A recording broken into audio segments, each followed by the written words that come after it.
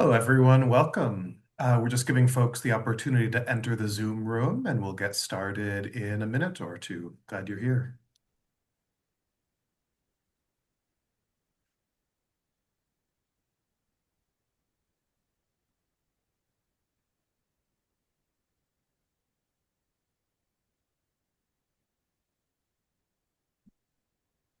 For folks who have just joined us in the Zoom room, welcome. We're happy that you're here. We'll give folks a few more moments to enter this virtual space, and then we'll get started shortly.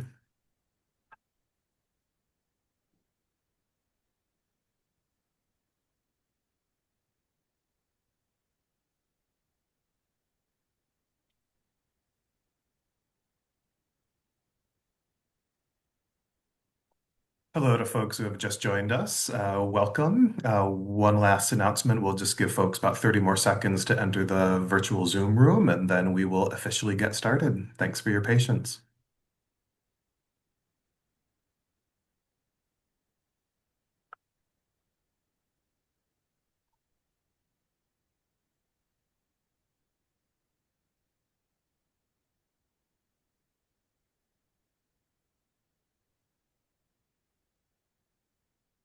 Okay, officially welcome everyone. We're so glad that you're here to join us for On Point, New Research into Vermont Needlework. My name is Jason Vroman, and I am the Stiller Family Foundation Director of Education at Shelburne Museum. In a moment, I'll turn the program over to tonight's presenters, Katie Wood Kirchhoff and Ellen Thompson. I have the great pleasure of working closely with Katie here at Shelburne Museum, where she serves as the Alice Cooney Frelinghuysen Curator of American Decorative Arts. Katie is the curator of multiple exhibitions this season, including On Point, Needlework from the Garthwaite Family Collection. On Point, which features all of the samplers Ellen and Katie will discuss tonight, will be on view in the Dana Spencer Textile Galleries at Haddon Fragrance from May 9th to October 25th this season. It's also my honor to welcome Ellen Thompson. Ellen is the project manager of the Vermont Sampler Initiative, an extraordinary collaboration involving many people. After Katie and Ellen's presentation, they will answer questions from the audience. While they're presenting, I invite you to use the Q&A function to enter questions or comments. The Q&A feature can be found at the top or the bottom of your Zoom screen. And I also want to note that the chat feature is disabled for tonight's webinar. You want to look for the Q&A icon. If you'd like to turn audio captioning on or off at any point during this evening, click the Show Captions button at the bottom of your screen. Now, if you don't see either the Q&A or the Show Captions button, try clicking on the icon with three dots inside of a circle, which is labeled More. Clicking that should open a window with additional options. So without further ado, I'll turn the floor over to Katie Wood Kirchhoff and Ellen Thompson. Katie and Ellen, thank you so much for sharing your knowledge with us this evening. Thank you so much, Jason. Hi, everyone. I am so excited to be here tonight with you all and with Ellen. I thought I'd give us a brief outline of what we're going to do together, introduce Ellen, and we'll get going. So over the next 40 minutes or so, we're going to talk a little bit about the upcoming exhibition of schoolgirl artworks from the Garthwaite Collection. Excuse me. They include extraordinary works and highlight contributions of the Vermont Sampler Initiative. We're also going to talk about some of the things that they learned in their endeavors. This new research focuses on a state that has never had its needlework surveyed in a systematic way until recently. It informs our larger understanding of the decorative arts in Vermont and New England and fills a gap in what we know about American needlework during the long 19th century. A little bit about the image on the screen, the sampler on the left. According to W.S. Ron's 1886 History of Chittenden County, Jane White, the maker of this needlework, grew up in a Shelburne, Vermont home that was, quote, all the time flooded with books and newspapers. Being surrounded by things to read and having access to an instructor who could teach letters, numbers, and needlework, Jane's sampler is filled with motifs that would have been appropriate to a 7-year-old girl. Dogs, birds, and loads of colorful flowers. The variety of stitches that define the four-sided stitched capital letters, the lowercase letters and numbers, and the large numbers are impressive for such a young child to have sewn with such competence. Jane would later marry Rufus Rogers, and she is buried with other members of the Rogers family right here in the Shelburne Village Cemetery, not far from my office. Hang on. Sorry about that, friends. There we go. The exhibition On Point Needlework from the Garthwaite Collection opens to the general public at Shelburne Museum on May 9th and will be up through October of 2027. Displayed across three galleries, selections include traditional band samplers, memorials, family registers, decorative needlework, theorems, and related ephemera. I promise we're going to take another look at this sampler later tonight in more detail. But right now, I want to introduce our guest of honor. I'm joined this evening by Ellen Thompson, project manager for the Vermont Sampler Initiative. Ellen's interest in embroidery began when she was just 6 years old, and she has reportedly seldom been seen without a needle in hand ever since. Educated at San Jose State College, Case Western Reserve University, and Massachusetts General Hospital, Ellen has had a long and distinguished career in public health, most recently as the Chief of Health Planning for the Vermont Department of Health, a position from which she retired in 2008. I have had the pleasure of working with Ellen in her capacity as a volunteer here at Shelburne Museum, where she has contributed her talents to a variety of projects ranging from the library and archives to preparing quilts and samplers for exhibition. Ellen is a member of the Green Mountain chapter of the Embroiderers Guild of America, and she actively volunteers at Rokeby Museum, cataloging textiles and other objects in the Rokeby collection. She has worked with the Vermont Sampler Initiative since 2022, where her extraordinary visual vocabulary, depth of knowledge, genealogical sleuthing skills, and technical needlework skills have truly made her an indispensable resource for anyone interested in digging deep into Vermont needlework. She is a delight to think with, and I am so grateful that she was willing to share some time with us for tonight's webinar. Thank you, Ellen. Thank you. So, to get us started, I was wondering if you could tell us a little bit about the Vermont Sampler Initiative, how it was formed, and what its sort of initial goals were. Sure. Well, I got started because Vermont samplers have been largely missed in historical documents about samplers. And the need to correct that historical record, which is more than I could bear. Vermont samplers are often described as rare, and I've seen references to really nice samplers that were made by somebody from Vermont, but it says she probably didn't make it in Vermont. She'd have had to go to school someplace else. And that didn't seem right either. And then the National Sampler Archive Project just provided the perfect opportunity to kind of close that gap because it was basically a database that collects information about samplers. And we collect information about all aspects of samplers. Well, and tell me, so Vermont is not the first state to have this kind of survey conducted, correct? No, no. Delaware was the first, and there was a publication related to the Delaware seminars, or the Sampler Initiative. And then Rhode Island also did a statewide survey. But in addition to that, many museums, Winterthur, the DAR Museum in DC, the Fenimore, others have participated in it as well. So it's becoming a very robust data source for information about samplers. It's terrific. Well, and I have to say, as someone who has had the privilege of starting to work with this collection, the kinds of data that you all have collected in terms of a statewide survey has been just so valuable for trying to provide context for many of the questions that arise as you're doing work, right? Especially because Vermont, right, doesn't become a state until later than some other related states. And so there are many young women who move here from states like Connecticut and Massachusetts or New York, or who are born here and then go to school in some of those places too. So this project is huge, and I'm going to advance to the next slide because to give everyone at home a sense of just what this requires for an undertaking of this side, Ellen was kind enough to put together a list of some of the institutions and people who have really been helpful. Can you talk a little bit about this for us, Ellen? Yeah, this is the bulletin board of participants. Vermont Humanities Council has to get named right up there because they funded us for 2 years, and that allowed us to photograph all the samplers that we've been collecting and also to pay for some of the data work.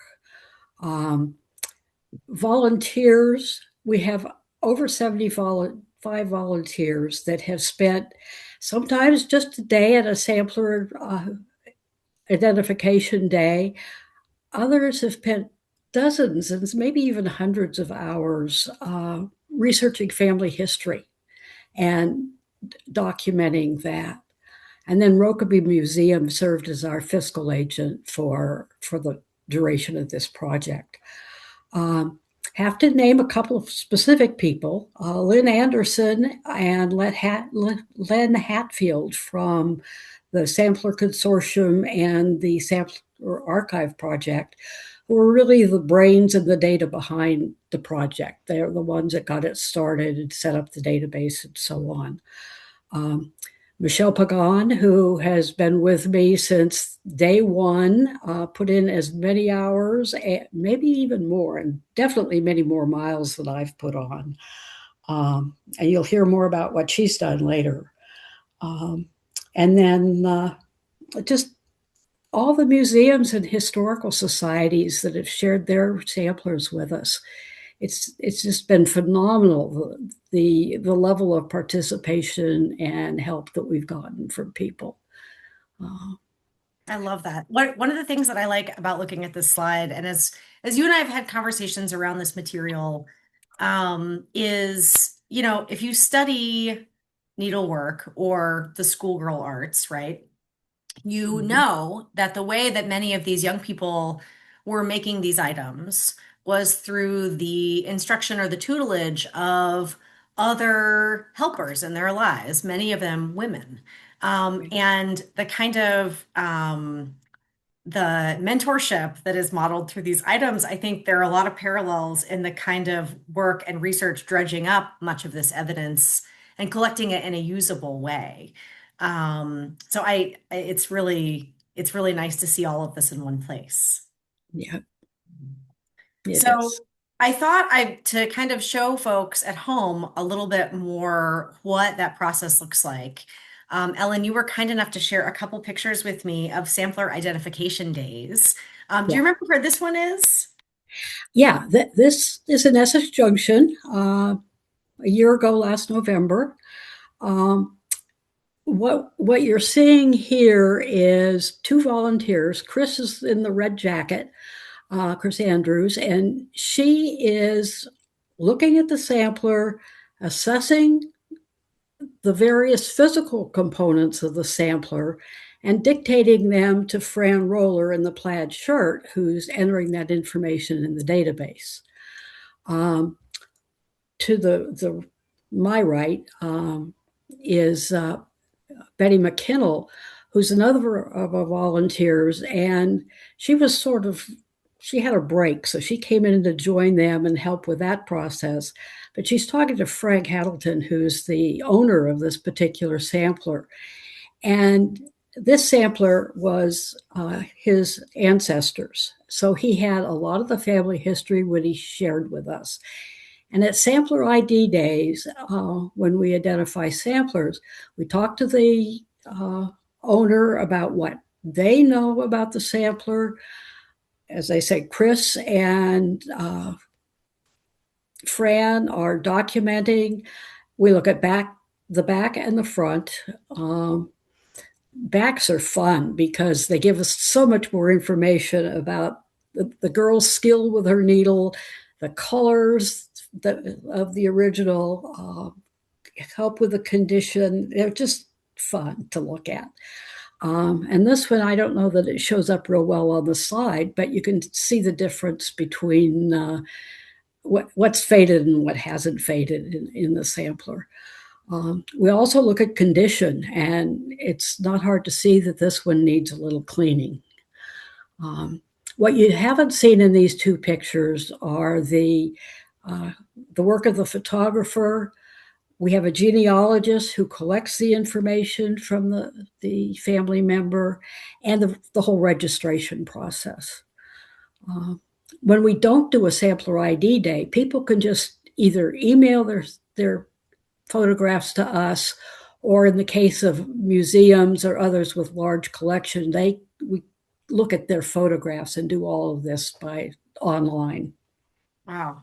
It's such an endeavor. And I should note that many of the volunteers who are working with the Vermont Sampler Initiative, like you, are very talented needleworkers in their own right. And so you all have a level of technical ability and skill that really informs how you see these items as kind of dynamic creations, not only with sort of, you mentioned with this picture, how you can see the back and how interesting it Yeah. is. And when you can compare skill levels, someone who has threads that are sort of all over the place versus someone who's made sure to make it look good from the back. Yeah. And again, the color, as you mentioned before, is just sort of stunning sometimes. I thought I knew a lot when I started, but I know a lot more now. You know what they say, Ellen, the more you know you don't know. Yeah, So with that, I'm going to bring us to this next slide because this really helps to sum up for me some of the really substantive work that y'all have done. So can you tell us a little bit about the facts and figures on this screen? sure. We've registered a total of 928 samplers that were made either in the colonial period or after the revolutionist U.S. states, of which 591, or about 64%, were attributed to being made in Vermont. There's a few of them that people say they're from Vermont. We haven't necessarily documented it, but we believe the owners. We've covered all 14 towns, all 14 counties, and 160 towns. Today, there are 252 towns in Vermont. Back in the day, there were fewer, but you can see that we've pretty well represented the whole state. And the Garthwaite collection is really impressive. It's about 100 samplers. It also covers all counties, 58 towns, covers almost the entire period that samplers were made in Vermont from 1800 to the 1840s, and all kinds of samplers that are represented that we've seen, from very simple alphabet samplers that you saw in an earlier slide to really elegant embroideries on silk.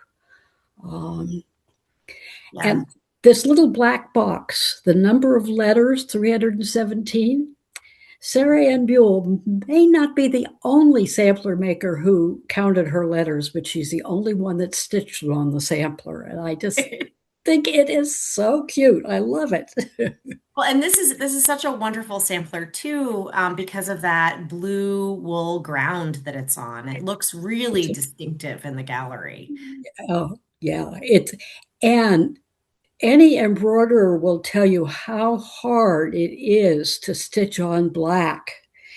And she did this, I think she was 9 years old, Yeah. which makes it even a more impressive feat. It's really lovely. So after having had some time to spend with some of the items in the Garthwaite collection, there are a number of samplers that are on colored ground, but this is the only one that's on this kind of deep, deep dark blue. And so it really is sort of stunning in person. You brought up the sort of time periods when these samplers were made.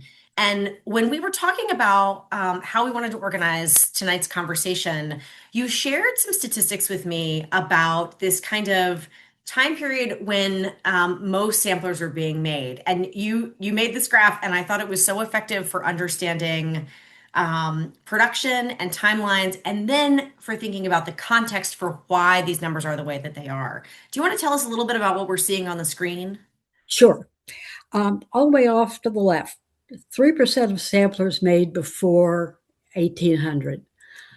Vermont was basically unsettled until about 1890. We were not 1790. 1790, pardon me. Oh, I got you. Um, and so to some extent, this graph between 1800 and 1840 represents the growth of the state of Vermont and our population increase. It also explains in some part why so few Vermont samplers have been identified. The other places had 100 years of sampler making before Vermont even started.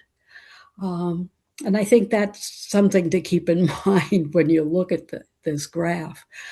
Um, Peaked about 1830, and then sampler making began to decline. Well, that is in keeping with the trend in sampler making. Um, You mean much larger nationally? Nationally, yes, actually worldwide, because of the Industrial Revolution.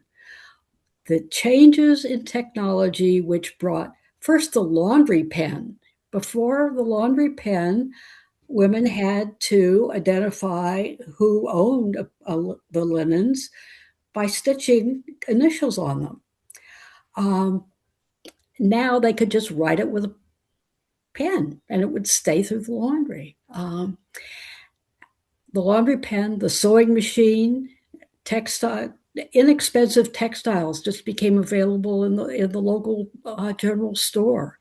So there was less need to do embroidery. So it tapered off. The other thing that happened in this period is women's opportunities for education increased considerably, and to some extent their opportunity for employment as well. Um, so sampler making became a transition to become a hobby rather than to be a required necessary skill for the homemaker. Um, and so you see the drop off, and virtually no samplers were made after about 1850. We've got a couple that were done in the 1880s, but they were probably done at home under mother's tutelage rather than as part of their schoolgirl work. That's so interesting. Well, and as visitors to the exhibition will see, there are other kinds of schoolgirl artworks that sort of circulate around these. There are theorems, there are these family registers. We're going to talk about some of those later tonight. And another kind of interesting contextual point here. I know that Jean Garthwaite and I have talked a lot about this because he also collected furniture that you can come and see. You can come and see some of it installed here at the museum. We have this same challenge when we study Vermont furniture because Vermont becomes the 14th state, right? So late. And so there is this attention to colonial America in the written documentation and research that doesn't hit here until a little later. And so it's kind of exciting for us because we get to do that now. Mhm. The other thing that I wanted to note here with the slide before we move on is that the railroad comes in the 1840s, and the railroad is such a huge change agent for so many things in the state, both for import export, but again, for speeding life up for everyone. In all kinds of different ways. So I really appreciated this graphic, and I think folks at home will appreciate it too. Yeah, and Um, and one other thing to keep in mind here is the opening of the West, even before the railroad. Vermonters were leaving and heading west, and to me, that's another probable reason we see fewer samplers in the literature here, is they went west with their makers rather than to stay in the east. Yeah. Well, and it's a story of movement too, right? When we think about folks who were moving to Vermont in those early decades, many of them were coming up through the Connecticut River Valley. And so they were settling up the river from Connecticut and Massachusetts. And so I think that, it really helps us to kind of imagine geographically what was driving all of Yeah, these changes. I thought I'd drop in a couple pictures that you shared with me of some of the exhibits that were put up during the sampler driving tour last summer. sure. Um, One of the things we've been trying to do is get the word out that we're here, we're looking at samplers, but also getting the word out that we've done this work and hey, folks, there's much for you to learn. And Michelle McGaughan organized this last year in context of the Revolutionary War and the bicentennial. So most of the samplers on display last summer the makers had some connection to patriots during the Civil War or Revolutionary War. I get my decades mixed up when I'm talking. I'm sorry. Um, Probably about 85 or 90% of our sampler makers had an ancestor that participated in the Revolutionary War, which isn't surprising given that they were made in the early 1800s. So that fits. So this particular display was at the Old Stonehouse Museum in Brownington, Vermont. Okay, and I've got one more. And this one is in St. Johnsbury, Vermont, at the Vermont St. Johnsbury Heritage and Heritage Center. Historical Center. And just quickly, in the center, there's the picture in the oval. Mhm. That one is a silk on silk embroidery with watercolor that was done in St. Johnsbury. And there's another one very nearly identical done by what was probably a classmate. And she signed hers Danville, which is about 10 miles from St. Johnsbury. So they were probably classmates. That's pretty neat. We're going to talk about a couple of samplers in the next number of slides that have these kinds of connections. What we're going to get started with is this item. So for the next few minutes, we're going to share some items that are in the On Point exhibition. But they were items that, as Ellen and I were talking about what we might share with folks, they really bubbled to the top in terms of interesting content and things to think about. So this band sampler was made by Charlotte Clark under the direction of her teacher, Maria Bailey Fairfax, and it's dated 1828. Ellen, this is one of your favorites. Can you tell me a little more about this? Well, one of the things that makes this a favorite is the color. I think 14 samplers that we've identified in the initiative that are stitched on some kind of a colored fabric rather than being stitched on just natural linen or bleached linen. And this is just such a gorgeous indigo, light indigo. I love it. It's also almost certainly spun and woven from linen at home. Or I say at home, it's hand done. There was bartering and trading, and sometimes mom made it, sometimes grandma made it. You can't be sure. But it's definitely, it has all the appearances of a home done linen, probably dyed at home, spun at home, woven at home. And I won't say this is a discovery of the Vermont Sampler Initiative because it isn't, but there hasn't been much attention paid to the ground fabric of samplers.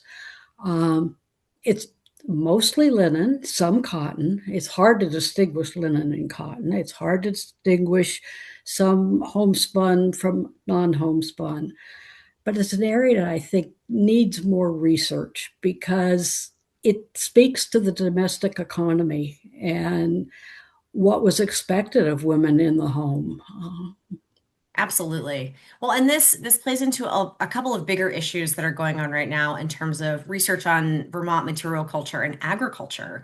The home industry of like linen production and flax growing was very important. And so there's new research coming out on that. I was recently reading an article that came out through the Chipstone Foundation in a publication that they do called Material Intelligence. It was a whole issue about linen, and it really sort of reopened my eyes to the significance of this material, what it feels like to work with, Mm. the kinds of things that it sort of allows you to do, or maybe prevents you from doing as you're working with it. I say this as someone who is not a particularly talented needle worker. I've done some cross stitch. That's about it. You can run circles around me. But your point about the ground material is a really good one, and I think one that visitors to the exhibition are going to be able to have a good look at with their own eyes. Yeah, yeah.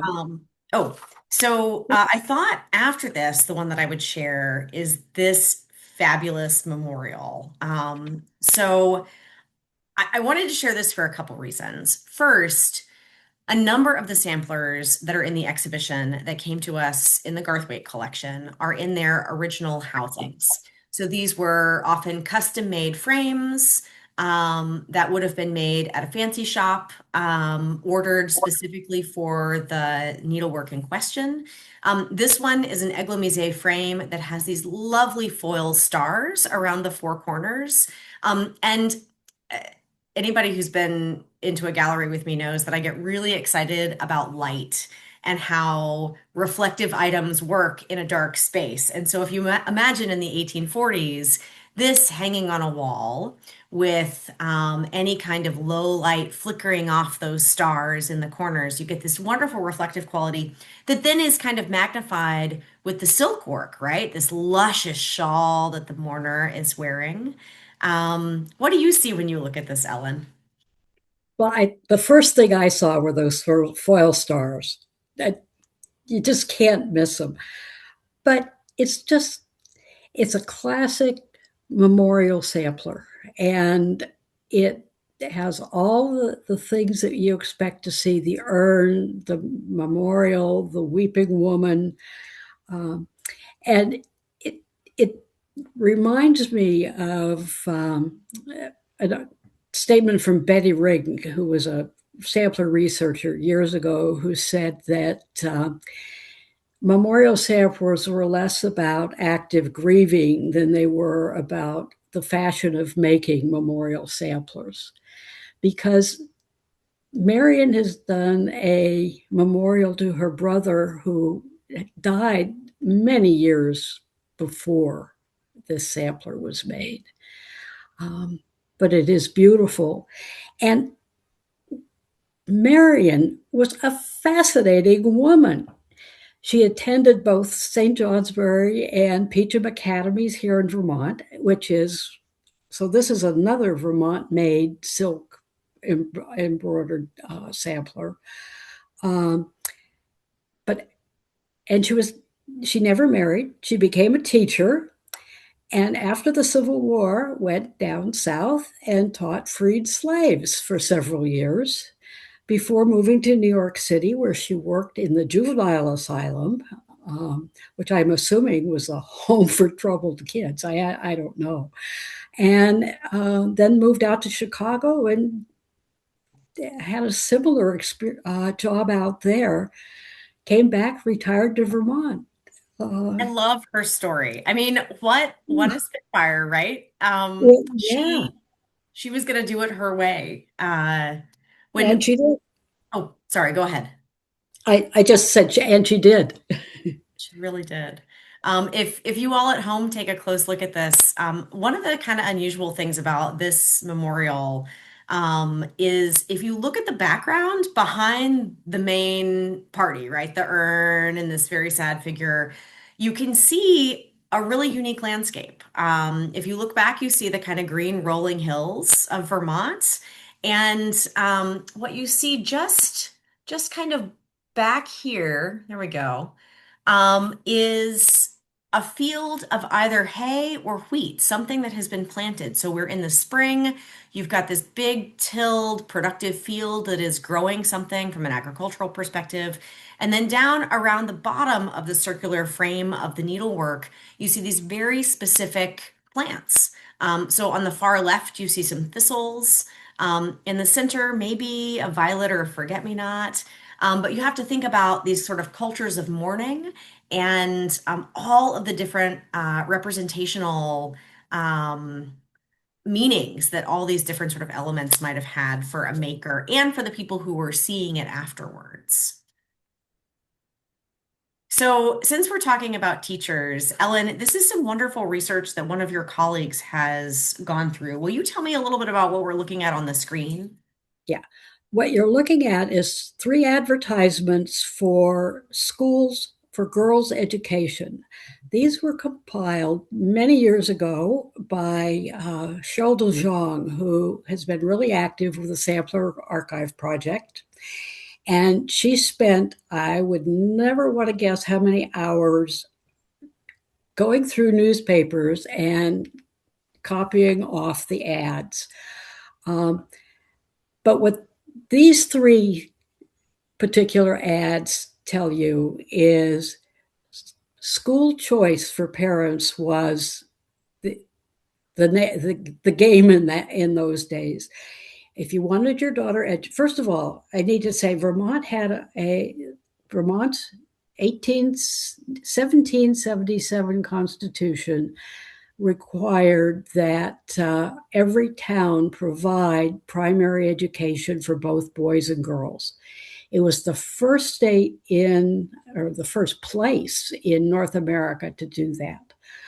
Um, so, to begin with, girls had the opportunity for a public education. But there were also private schools available, and it was, again, parents' choice as to which it would be. And I've just put up 3 of those ads because they give you a sense of what those choices were. The one that starts a ladies' school, Mistress Merritt provided only needlework education. Mrs. Wilson, in addition to needlework, taught drawing, painting, and she paid strict attention to manners and morals. And that's what the arrow points to. And there's a reason for that. The Chester Academy, on the other hand, was they received a comprehensive education. It included the needlework, but also astronomy, history, rhetoric, composition, and then again, particular attention is paid to manners and morals. It was extremely important in those days that young ladies learned how to behave as young ladies, and it was an essential component of all their education, whether it was listed in the ads or not. And we see that reflected in the samplers. That's excellent. No, these are really, you've shared a number of these with me, and I have been so impressed by how we see these kinds of goals play out. Now, I promised everyone when we got started that we would go back and revisit this sampler made by Nancy Whitcomb in 1823. So the image that you're seeing is a pictorial and verse sampler made just when Nancy was just 11 years old. When she worked this exquisite sampler, she was the 10th of 14 children born to Branch and Olive Whitcomb in Stockbridge, Vermont. Its lyrical verse emphasizes themes like piety, purity, submissiveness, and domesticity, qualities that were important for young women who were expected to become genteel wives and mothers. It reads, Dear Lord, protect the female heart from every vice and treacherous art. And while she labors to improve, oh, may she feel thy grace and love. Preserve her soul from sin and shame, and in thy book enroll her name. Working under the guidance of her instructress, Mary Cooper, Nancy's needlework is really similar to 2 other Stockbridge samplers worked under Cooper's guidance for Louise Carroll in 1824 and Diana Payne in 1826. Perhaps this early training prepared Nancy for her future role as a teacher. She was listed in 1845, in fact, as an instructress of landscape painting at the Bakersfield Academical Institution. These stories about women who are getting their education and then going on to pass that on to the next generation happen over and over again. And I wondered, this slide and the next slide, we'll talk about sort of verse samplers. Ellen, how common were these verses in the samplers that you all surveyed through the VSI? Were they predominant? Were most samplers plainer? Where does this land? Um, I've got the data, but I haven't had a chance to look at how many actually have verses. I can tell you that we've recorded 300 individual verses, um, unique, that were stitched on samplers. So some of those, it was the same verse on every sampler, or on the most common one. There was about 50 verses for one verse, or 50 people for one verse. Oh my Um, gosh.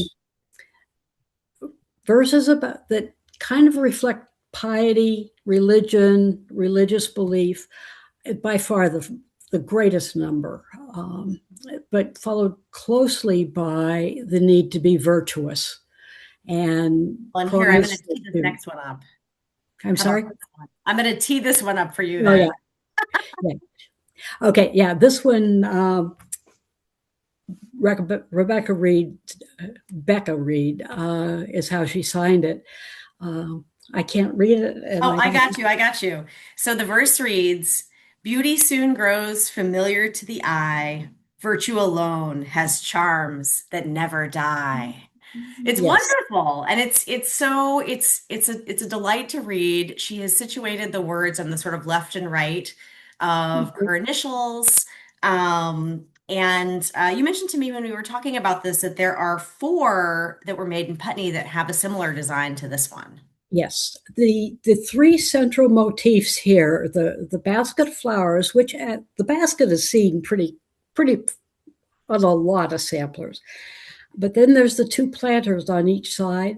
That arrangement. Well, first of all, there's a sampler made in Putney the same year, probably in the same class as Becca's, um, and that we've registered, that's nearly identical to this one, with a slightly different verse, but otherwise a little bit arranged differently, but otherwise very much the same. The other two were made in 1817. This one was 1800. The other two were 1817, 1818. Mm. It's one of the mysteries. Where did this design go for 17 years? Because the same teacher usually taught several years. Did this teacher leave and come back? Or are the later samplers done by a different student that was in this class, or a parent? It's hard to know, but makes for an interesting puzzle to be solved at some point. And these puzzles really come all the way through here. And I'm gonna move on to the next slide because we're running out of time. But Okay. I wanted to bring up this is a silhouette of Becca Reed. And so, we have a sense of sort of who she was, all those kinds of wonderful things. The next two images, this one and the next one, both are examples of family registers in the collection. This Yeah. one is by Sarah Cleaver. We're not quite sure when it was executed. We know that she was born in 1801 and died in 1885. Mm-hmm. But as you can see from the item, there are dates that extend before and after that. Mm-hmm. Yeah. And most of these were done by girls between the age of 10 and 15. So we could come up with a circa date of about 1815 for this one. But it's beautifully worked on a very fine linen. And I like the way she's done the circles above each line, with the birth is home. It's a little springtimey, as the names. Marriage is the ring, and then the weeping willow. Um, Most family registers, and you'll see it on the next one as well, they don't finish them. This one isn't finished. And I think probably it's a great idea when you're 12 to 15 years old that you're going to keep track of this, but life gets in the way. As we all know. Yeah, This is one of those patterns that you mentioned to me is really unique to Vermont. it is. there are family record samplers always are framed in some way. But what makes this one unique, and it doesn't show up real well on this, there's two things. One, a very definite portal. You feel like it's a doorway because it's got the arch or the straight line. It's got the pillars on either side. The other thing that is unique is the at the bottom, the tiled floor. Um, it's easy to see symbolism from 200 years later. Whether the maker actually had determined this and did this on purpose or whether the teacher encouraged this is hard to know. But the tile floor is more on the outside, which is good and evil, symbolizes good and evil in a lot of uh, paintings and so on. Whereas in Freemasonry, this kind of a portal would be the entrance to the Temple of Solomon and the Temple of Wisdom. Here, I'm wondering if it isn't the portal to the home, which is the central unit of economic and social and security for a person. And so are the names put into a portal because this is where the home is and this is where safety is. It's an interesting thing to keep searching and researching because we really do not know the origin of this design, but it is only so far has only been seen in Vermont. Originated in Windsor County, which is where Springfield is, but it did travel north to Washington County. There's 3 samplers from Washington County, but we've counted 15 now that use this design. It's going to be exciting to get them all together. Yeah. So there's this, I'm going to speed through this next slide because I want to spend some time on our last one. This is an interesting pictorial silk work. We think it was done maybe around 1815. It's by an unidentified maker. It was found in Middlebury, Vermont, along with a group of other pictorial silk works.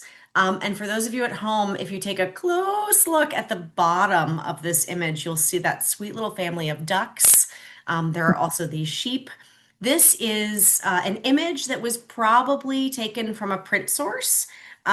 We think that the print source was a print source after the story of the Shepherdess of the Alps. Oh, and I see I just got switched to my last slide. So I wanted to take a few minutes to talk about this and just to kind of give folks a teaser if you want to come to the exhibition. So this silkwork sampler memorial is truly unique. We know that it was made by a woman named Elmina Clarendon Walker. She was from Clarendon, Vermont, and she lived from 1805 to 1836. It's a memorial to Lewis Walker, Sarah Gates, and Relief Jackson. Lewis and Sarah were her grandparents, and Relief was her aunt.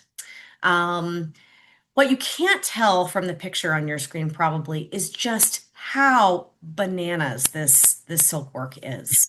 What you also don't see here, because you're going to have to come see it in person, is that there are 2 other samplers that are very similar to this. We have had one in our collection since 1954. It was purchased for the museum from the legendary folk art and modern art dealer Edith Halpert. The other 2, Jean Garthwaite collected, and it was actually how we had our first conversation many moons ago. This is the one sampler out of the 3 that we have documentation about the actual maker because of family history. But Ellen, when you and I got to talking about these, it was a great conversation because of what we don't know, right? Do you want to say a few words? Yeah. I cannot even begin to talk about the number of ways these samplers are so unique. If you think back to Marion Butler's or Marion Stewart's memorial sampler, it was very traditional. This one has traditional motifs, but they're not like the willows are not quite the same. The mourners, these little cartoonish figures do not seem like mourners. I believe that all three had the same limner or teacher draw the designs, because that's what makes them the most similar, although the embroidery that they use for each of the components is also similar. At one point, I thought all three were made by the same person. They are so much alike. But they're also almost modern in their approach to the embroidery. They use very large stitches to cover areas that other samplers of this era would have gone for the tiny, precise kinds of things. And these aren't precise. They're impressionistic in some ways. Well, and the sort of the silk material, for those of you at home who may be questioning what your eyes are beholding, when you look at the words that are inside those urns, the inscriptions, that is all stitched. Yes. And it is very, very consistent and regularized. Interestingly, our conservator, Ewan Riley Bird, popped one of these off of its mount to remount it, and we got a look at the back of one of them, not this one. And they were backed, so it is silk on silk with a linen backing, and it's that additional linen that provides the amount of tooth that the maker needed to have all of this heavy embroidery and not have that silk backing collapse or degrade to a point that it couldn't support the stitches. Also, the figure who you see with the sort of painted curly hair and that ampere waist dress, she's painted, and in the sampler, so there is one figure in this. One of the samplers has no figures, the other one has two, and their visages are unique. They are like silhouettes in that they are specific. And so I'm hoping that when we get these all together and we have some time to really marinate on them, we're going to learn more. So with that, we have got about 8 minutes for questions and goodbyes. So I'm gonna kick it over to Jason to MC those, and we'll go from there. Excellent. My goodness. Katie and Ellen, thank you so much. Your knowledge is incredible. Your passion is wonderful. And I know, Ellen, thank you for acknowledging this as truly a group effort. There's so many people in the Vermont Sampler Initiative alone, and then these initiatives are happening in other states, and there are scholars and makers working. So thank you to everyone. We have a lot of questions. So folks know there were 240 folks out there in our virtual audience. This is wonderful. I don't think we'll get to every question, but we'll cover as many as we can. We'll probably run a little bit past our allotted hour, so stay with us for as long as you can. But jumping into those questions, let's see.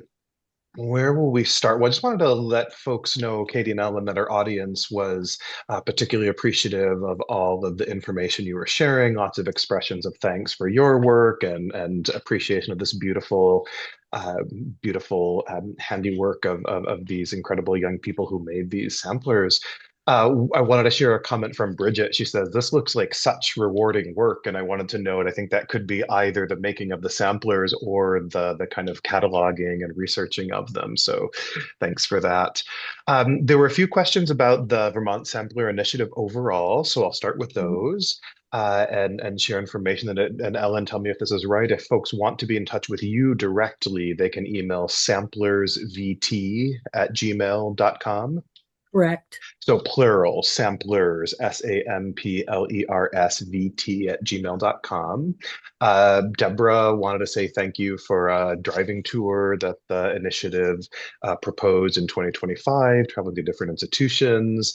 And we had several folks asking if the database is available for public viewing. So I wonder if you could address that again. Okay. The 2025 driving tour, there were 20 sites. I think 3 of them were virtual, but that was the scope. And they went from Braddington in the north to Bennington in the south and Putney. So,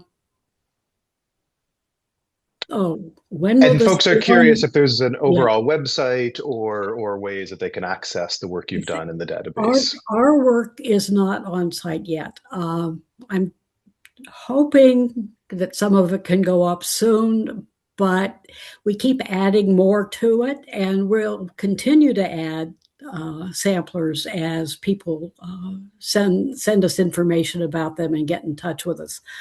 Um, but hopefully, it won't be a whole lot longer. We began this in 2022, and it seems like forever, but we've got a long way to go. Excellent, thank you. So I'm going to switch to some questions about materials and technique. So Laura notes that the majority of the lovely samplers we saw tonight, well, actually, it's a question. She's wondering if these were done from a pattern or were they unique designs created by the stitcher? Is it a combination? Okay. Um, some of both. The Nancy Whitcomb sampler that you saw with the big flowers, we actually showed that twice. The teacher did the basic design, and we know that because there's more than one that follows that pattern. But each stitcher made it her own. So you've got some elements in there that were very definitely prescribed by the teacher, others that she figured out for herself. And when you look at the samplers, you will see some that are clearly creative, that they didn't follow a pattern, sometimes because they're kind of funny looking. Um, but sometimes they're really elegant. So, but one thing for people who stitch and do cross stitch today, where everything is on a nice little graph paper, there was no graph paper. They they had to draw it on the fabric and then stitch it, or just stitch from memory and hope they got it all right. Incredible. Lindy asks if the registry, the Vermont Sampler Initiative, looks into the types of stitching techniques as well, or if you're more focused on history of when things were created and where, and or the imagery. Curious We about do, the we do all the stitches. great. Cross stitches number one, followed by Algerian eye, lots of satin stitch, chain, back stitch. We keep track of them all. Great. Victoria asked a question, I believe, in relation to the Alexander Stewart Memorial sample. The term aglomise frame came Sure. up. Can you say a little more about what that means, please? Yes.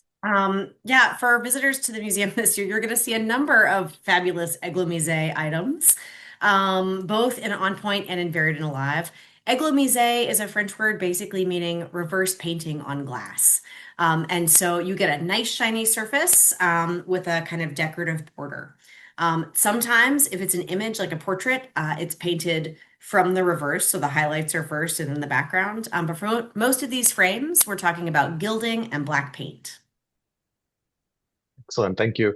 And I think one more technical question for now, which in many ways has to do with the continued lifespan of these items, and it's really incredible they're with us so many years later. Alyssa mentions that in her knowledge of quilting, there are fabrics and threads that tend to be more light sensitive, that fade, or I think the conservation term is are fugitive. But she wondered in embroidery thread if you encounter these same concerns about colors fading. Oh my gosh. So, Yes. Ellen, that picture that you shared of the Vermont Sampler ID Day, where you can see the back, we've talked a lot about this. You all, the joy of being able to see the back of a sampler and compare it to the front is extraordinary. For the picture, for example, that you see on the screen, when we took one of the kind of sister samplers to this off of its backing board and flipped it over, we saw these bright green and chartreuse threads.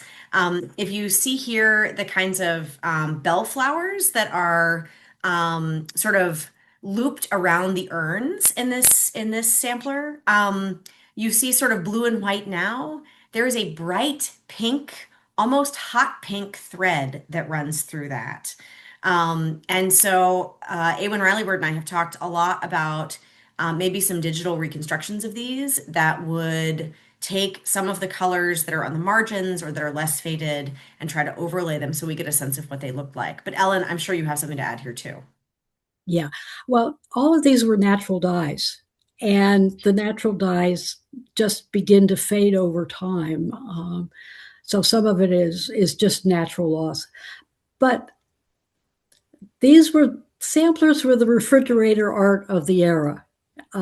In that parents were proud of the kid, and the kids were proud of what they'd done. They were framed and hung on the wall, and that meant humidity, heat, light, smoke, you name it. So yeah, it's a big concern, and you have to kind of start where you are and hope the back tells you the more of the story. Right. I'll ask a few more questions. We're already at our official time, but for anyone who can stay with us, there's so much more we could cover, but just a few more topics. Before we go into questions of content and what is actually being depicted, I will ask a technical question. Rebecca said this image that's on our screen right now, the memorial image, what are the dimensions of that? Can you give us a rough sense of how big or small this is? Oh, I don't have the precise dimensions on me, but it is about like this. So it's sizable. And this particular item, I have to give a big shout out to Amy Finkel. This came through the Finkels and it has an early frame on it, which is a really, really lovely, lovely frame. It has been treated, but it's just a real looker. So it's a sizable item. The three Clarendon samplers we're going to have on a wall by themselves. And I think they're going to be really impressive in person when people can kind of see them together. Andrea or Andrea, apologies if I'm mispronouncing your name. Thanks you for all of the work on this project. Notes that this is a real service to women's history. And wondering, this may be a harder question to answer, and it can just be one we think about together, but wondering if there are any kind of trends and patterns in the kinds of imagery that you're seeing. Are certain images more popular at different moments in the time frame of what, very late 1700s until about 1840s that you're looking at? There ebbs and flows or trends or similarities? Give me a year. uh, I've just recently gotten all the data for all the samplers that have been recorded so far, and so I haven't been able to look at that. There's some things I've been trying to do over hmm time. I'm not No, there yet. no, that's Well, it's I will say what you have found, and we've talked a little bit about this, is some of these teachers who are moving around and sharing the patterns. And so you see a couple iterations, and then some time passes, and then it pops up again. And so we're seeing some geographic distribution. And I would say too, later in the 19th century, we seem to have more of these fancy silkwork pictures. I mean, I say that this is from 1818, so it's still pretty early. But you've got to think about availability of materials, right? And as the Industrial Revolution gets going and things are easier to acquire and costs go down, they become more available to a wider audience of makers. Mhm. The other thing for Vermont we have to keep in mind is we basically have 40 years time frame. And a lot of these things, the evolution was 40, 50 years, 100 years. So we may not see a whole lot just for Vermont. But when we look at all of New England, we may be seeing something. Mhm. And I'll share a note. Several folks during the course of the webinar tonight asked about what the verse says, and in most cases, you read that verse aloud. And Marie, in particular, noted slash asked, wondering if there was any compilation of the verse, the text in various Vermont sampler examples. So if there's not, I think an expression of could that be something that comes out in the future? We've done that. Neat. I have a very large manuscript of all 300 verses. Oh, Uh, that, goodness. that actually I'm happy to share because it's kind of a first effort and it really needs more eyes to look at it. So if anybody wants to read 300 verses, I'm happy to share that. There you go, Marie. So again, the email to reach Ellen directly is samplersvt@gmail.com, and Katie's holding up a binder. All right, so I think visual aids are important here, and this is Betty Ring's monumental, extraordinary volume, Girlhood Embroidery, which is essentially the Bible for all of these kinds of things. The research that Ellen and the Vermont Sampler Initiative has put together, none of it is in here. It is really groundbreaking stuff. And so I thought I would pull this out to just indicate the literal weight of the research that's been done, but what we haven't known so far and why this work is so important. So I really do need to start to wrap up. I could talk about this all night, but I think I'll return to a question about who made these and what we do and don't know. And I'll note that for those who are watching the Q&A, there was some really wonderful commentary, Ellen, when you showed you and your compatriots looking at the back of a sampler. And so folks were saying, oh, goodness, I hate it when people look at the back of mine. This is my hobby. And it made me think, huh. I would like to hear more about was this seen as a hobby or not? You talked about the morals and the manners that were instilled in this work, and I noticed several times the creators used the word wrought, which I realize in the 19th century had a much richer meaning than we tend to use it today. But there's an aspect of work here, and I wondered if you had any thoughts to leave us with on what this meant for women's work and education and place in society in the early 19th century.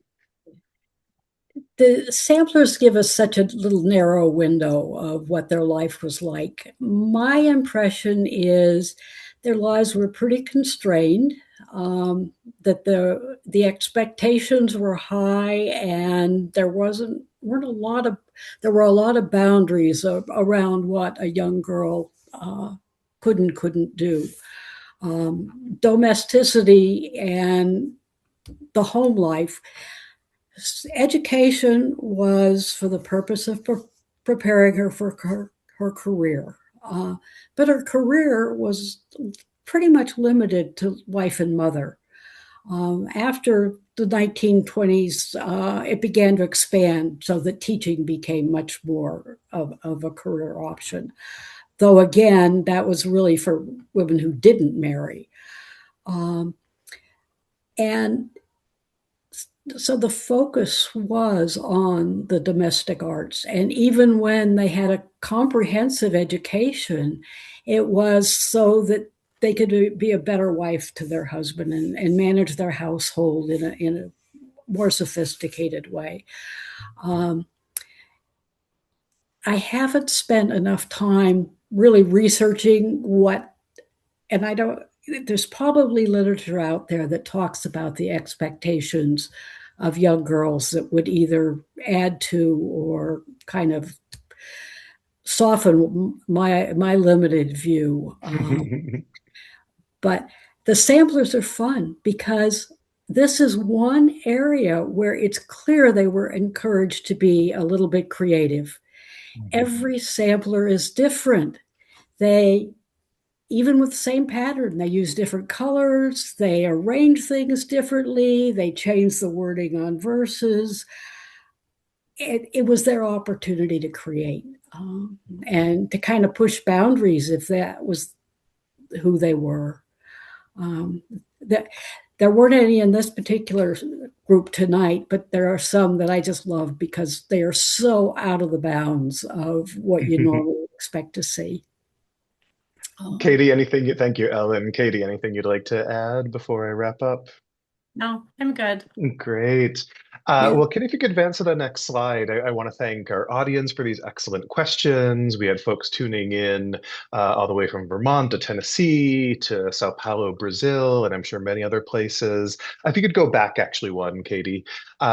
We couldn't cover every question. So if you do have additional questions that you asked and we didn't answer or more that have come up, you can write to Ellen directly at samplersvt@gmail.com, or if you email education@shelburnemuseum.org, the education department here would be happy to pass these questions on to Katie or Ellen.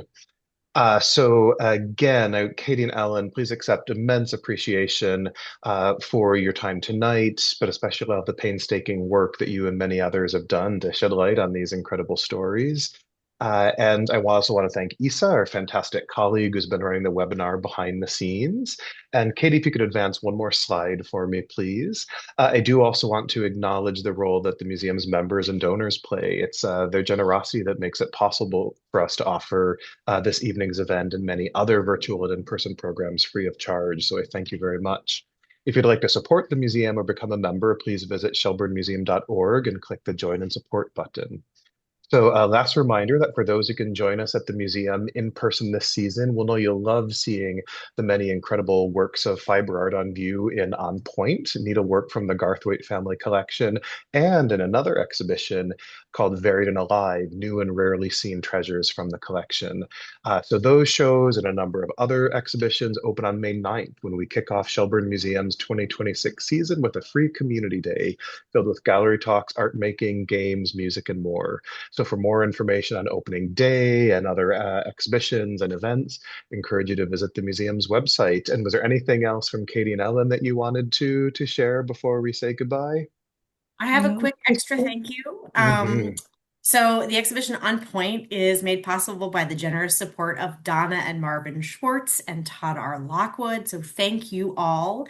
I also want to extend my most sincere thanks to the Vermont Sampler Initiative, Ellen Thompson, and a handful of super knowledgeable, passionate collectors and experts. None of this would be possible without the dedicated passion and curiosity of collector Jean Garthwaite, or the research of brilliant textile experts like Amy Finkel, Amelia Peck, and the late, great Linda Eaton, who has been with me all afternoon. We are excited to welcome you, and for visitors for the exhibition, you will be able to enjoy many of these delicate pieces of history because of the talented touch of Shelburne Museum's textile conservator, Awen Riley Bird. To all of you, I am so grateful. Thank you and have a great night. Thank you all. Good evening. thank you.